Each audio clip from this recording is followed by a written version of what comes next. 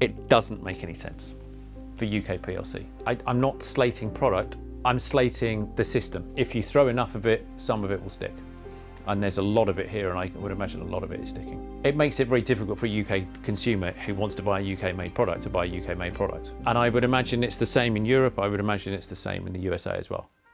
So today we're looking at some products that are available from I think it's a UK-based website, Temu.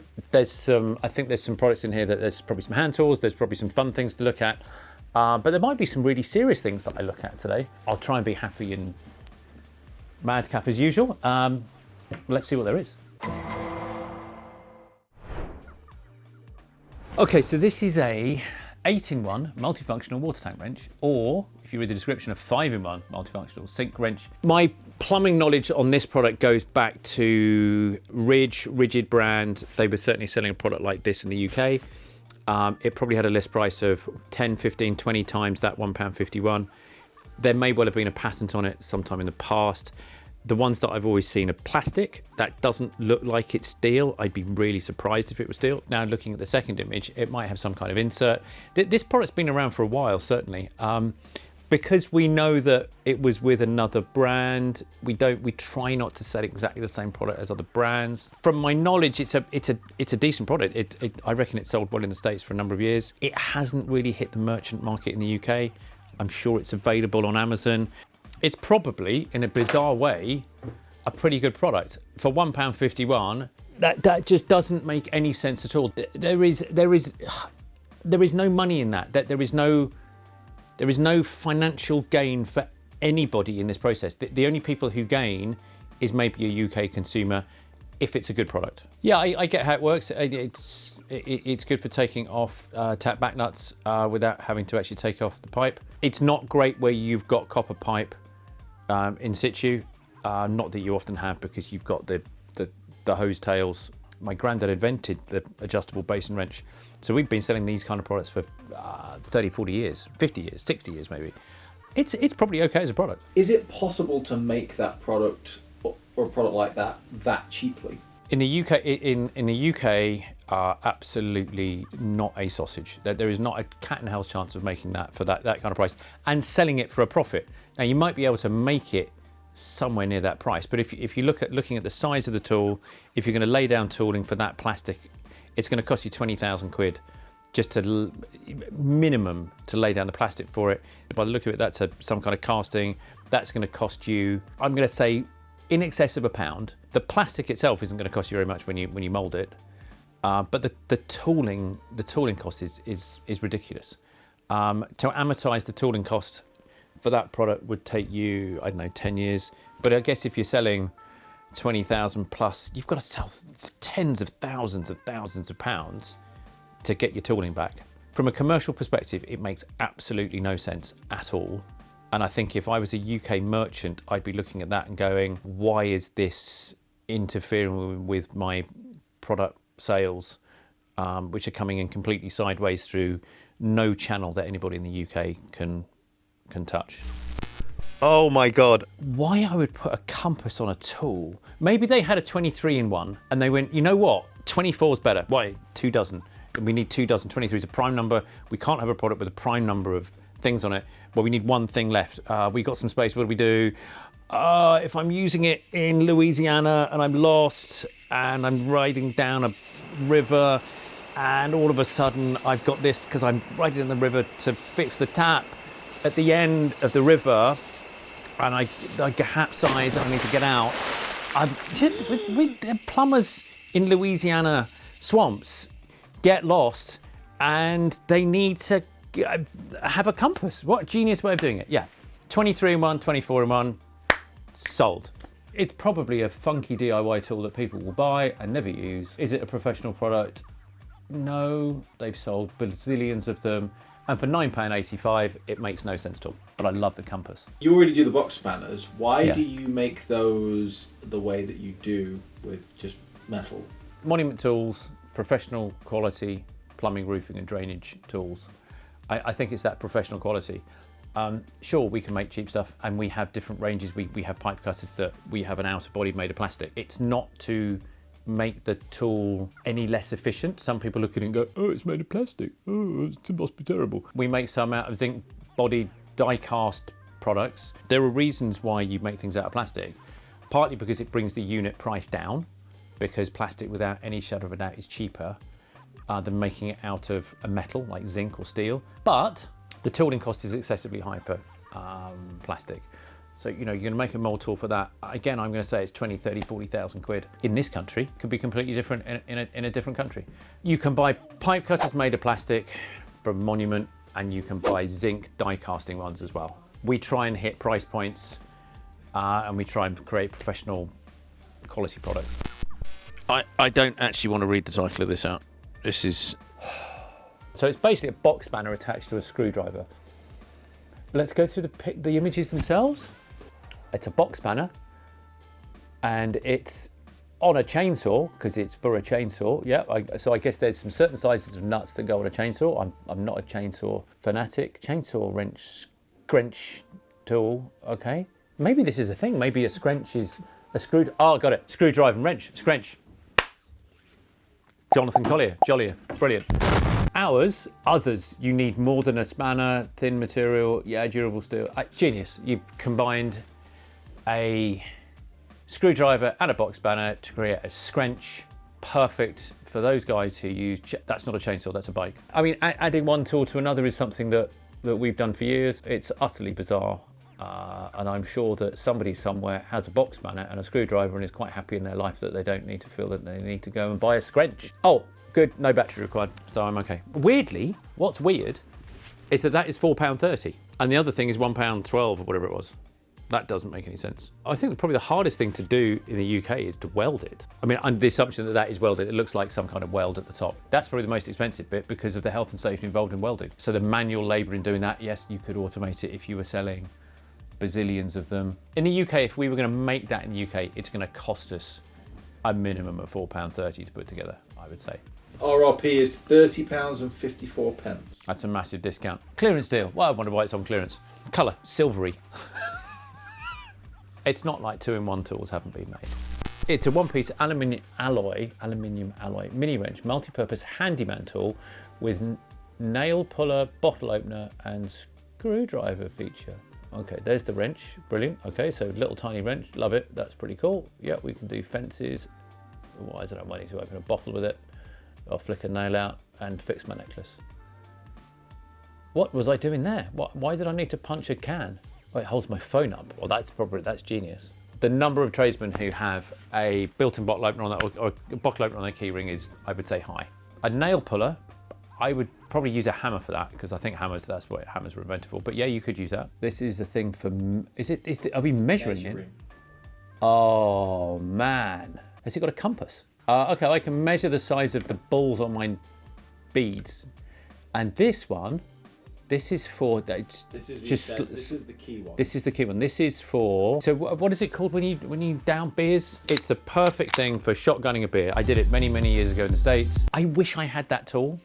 You know what, that would have been so helpful because I didn't have a screwdriver at that point. It's the one tool that does everything. I didn't realize it had so many uses. I mean, there's guys hiking there. They're thinking, you know what, if this had a compass, we wouldn't be carrying that plumbing wrench. Because in that backpack there, they've all got just one giant plumbing wrench. You know what, if somebody gave that to me at Christmas, I'd go, great, I'd put it in my drawer at home and it would never come out. And then in 30 years time, I'd throw it in a skip. Again, you've got a casting there, and castings are inherently expensive to set up because you need some tooling. If it's aluminium, aluminium's brutally expensive. It doesn't make sense that it's £6.64 retail. Where's the VAT? Why is there no VAT being charged on this? I know it's imported, but I think these kind of questions need to be raised, bizarrely in Parliament, which is there's 20% that needs to be put on that. That makes me angry. You can get standard free delivery. That's the Universal Postal Network or whatever it's called. Not UPS, not Men in Brown. They're amazing. Nothing to do with them. This is the Universal. I think it's called the Universal Postal Service. It makes no sense. That service was designed for you to send a postcard from Benidorm to your granny who lives in Scunthorpe for 30p. That's what that was designed for. It is not designed for bypassing the whole of the the tax system in the UK. That's what that is. And I think there's another thing on that, which is I'm imagining that comes in with some packaging. There's a whole load of packaging waste regulations that it's a tax, but I will guarantee you that there is no packaging waste tax applied to that product, which again is killing dolphins, filling landfill sites up with packaging, that there's no tax on it. Grossly unfair. I'm sticking up for British manufacturing here and British merchanting and British retailing. That's unfair. Somebody should look into that. Maybe some kind of lobbying. Delivery 5 to 9 business days, under the assumption that is coming out of Asia somewhere. It's either the fastest boat in history or it's coming over on a plane. And we're sitting here saying we need net zero. The UK needs to be net zero, the UK needs to be net zero, the world needs to be net zero, and we're shipping stuff like that in 5 to 9 business days, probably on a plane. It makes no economic sense. It looks like the end of Metal Mickey's hands, if anybody remembers Metal Mickey. 5-in-1 adjustable ratchet wrench, very precise measurements, probably 1 inch to whatever 30.48 is in inches. Crescent. Ooh, that's a brand. Okay, yeah, okay.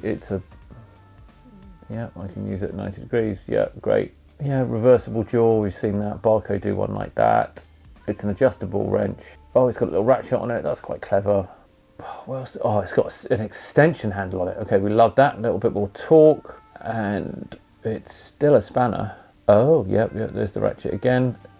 This video seems to be lost in a loop. Oh no, we're here. In case you didn't know, it tightens it and it loosens it. I mean, I think there's always a place for developing add-ons, making one product plus a ratchet. I've seen those, seen them a few times. £16.69 actually isn't a terrible price, apart from the recommended retail price is 82 quid. Well, my daughter said to me the other day, if she sees a dress for 50 quid and it's in the sale for 20 quid, she buys the 20 quid dress and then goes and spends the 30 quid on something else. So by buying one of those, you have available an extra 66 quid to go and buy something else. I love my daughter. Probably drop forged is my guess, as opposed to cast. What's drop forged? So it's a big hammer, is the easiest way to describe it. So you heat up a splodge length of steel, it gets super hot, you put it in a die, and then there's this massive hammer that just drops from the ceiling and is a bone shaking noise. And just the way that the steel is formed in that process, it's beyond my knowledge of engineering, but there are certain things that have to be drop forged. We don't have enough forges in this country for making hand tools, and a big shout out to Tim and Richard and Christopher at Footprint for having a forge, but I don't know of any other for making hand tools. If someone buys a premium spanner, surely it would last almost a lifetime? I think that's one of the biggest problems with our products. We have guys coming in and going, oh, I don't need to buy one of your products because I've got my dad's. I want to make something that lasts a lifetime. I sometimes look at those kind of things and I feel it's a bit sad. You know, why we have to have inexpensive, mass volume products. And I don't quite understand why certain parts of the market have to hit a price point of $2.99 for a pair of Waterpump pliers, for a pair of grips. Doesn't make any sense to me. It's probably to get somebody out of a hole somewhere where they've got to pull a nail or they've got to tighten something up out of a hole, and they go, I need to go down to the local DIY store. I've got £3 in my pocket and I'll go and do that. I mean, in theory, you should have one that's handed down from the last generation, theoretically. So I don't really buy into that mass market for hand tools. It doesn't. I don't think that it's economically sound, especially long term for the planet. I've got my serious face on today.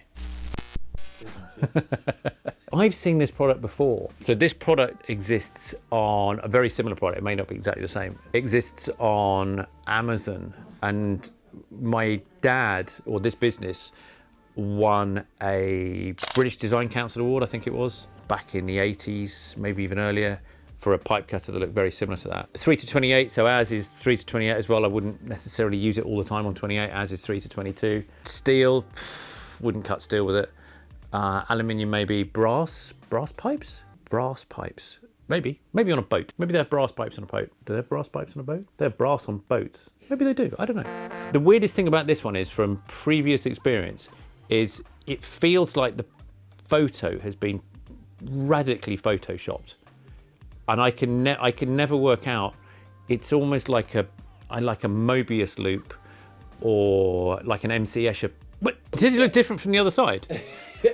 Maybe it's how the light catches it. I'm not sure. I think it's how the light catches it. That one, if you get the light wrong, it turns into this one. Okay, okay. Again, it's the IP. It's someone not caring. It's someone not giving a doodah. We sell one. We still sell it.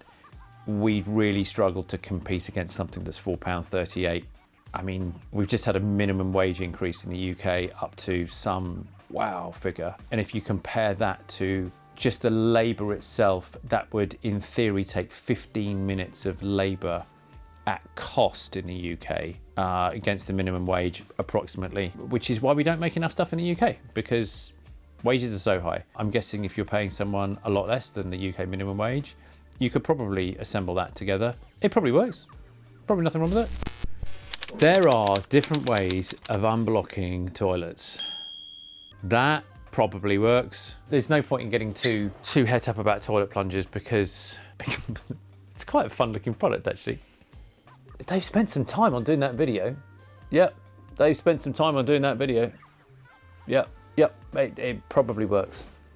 Sinks, toilets, pulling in water, pushing out water. It's a decent looking product. How long does the video last? I mean, how many toilets are we going to unblock? Okay, it's only 41 seconds. Oh, that's where my socks go. I have this issue. I have 30 pairs of individual socks. Why are they all in that video? And why would they be down the toilet? Who's put my socks down the toilet? It's fine. It's a good looking product. There's loads of different ways of unblocking a toilet, and that's not a terrible way of unblocking a toilet. Always read the instructions, because what you don't want to do is find out that there's something that maybe could push it back into your face. I'd much rather you bought a GT water toilet unblocker, because they're freaking great. They're made in the States with a UK distributor. I love them. They're a great product. It's difficult for me to complain about it, apart from the fact, where's the tax? Where's the tax? Where's the tax? How does it get from another continent in 5 to 9 business days, apart from in my super fast boat or on a plane? Where's the tax? Where does the packaging go? Who's paying for the packaging? Where's the recycling? Those are my consistent complaints about this. So this is, I don't even quite know what it is. Okay, fine. So it's an olive puller. It looks a bit ropey. It might work. It probably does work. It's £8.69 and there's no tax, and there's packaging that somebody has to throw in the bin and somebody has to pay for. What is that? That's metal. Okay, so it's sturdy and durable, light metal. Okay, so we've been making pipe cutters for a long time. Grandad invented them. The patent on that product ran out, I think, in around about 2005, 2008. Great product. There were always going to be copies. It probably works. Does it cut plastic? Does it cut all of the other brass and stuff? I would doubt it very much. But overall, those products are amazing. But I'd much rather bought a British made one. If we could sell it for £5.89, there's only £5.89's worth of profit in there. It's impossible to sell it for £5.89 in this country. You know, price is one thing, but we're not just talking about price here, we're talking about tax. And again, this is a bit that I'm passionate about. This is not helping the UK in any way, shape or form. It might be helping a consumer buy something cheaper, but it's not helping UK PLC. I'm not slating product, I'm slating the system. It doesn't make any sense for UK PLC. And I'm imagining that website is a similar kind of thing. It's probably 2 or 3 manufacturers taking the same product, bundling it up slightly differently, maybe using the same photography, maybe using different photography. If you throw enough of it, some of it will stick. And there's a lot of it here, and I would imagine a lot of it is sticking. It makes it very difficult for a UK consumer who wants to buy a UK made product to buy a UK made product. And I would imagine it's the same in Europe. I would imagine it's the same in the USA as well. I feel like I'm in a grumpy day. I'm not in a grumpy day at all. I'm in a very happy place. I'm just in an honest day. One of those honest days. Oh my goodness. I actually had a palpitation. I'm guessing that when I buy this, I'm buying 1 head with 3 tips. So let's start that off. So it's probably not 3 torches. And I'm guessing there is no mention of the word Burns or Burns-O-Matic in there. If it says Burns-O-Matic type, expect a letter. These are copies of the Burns-O-Matic products. I mean, they couldn't be more copies. They look almost identical. So that is what we sell in the UK is a T757T. If that product comes out of China, which I'm guessing it does, that is as close to an exact copy as you will ever see of the Burns-O-Matic product. It probably doesn't say Burns-O-Matic. From the outside, I have no idea what the inside looks like. If you showed me that without the stuff around the outside, I would say that's a Burns-O-Matic product. And I would say it's pretty difficult for the guys at Burns-O-Matic to say that that isn't one of theirs. It's £20.32.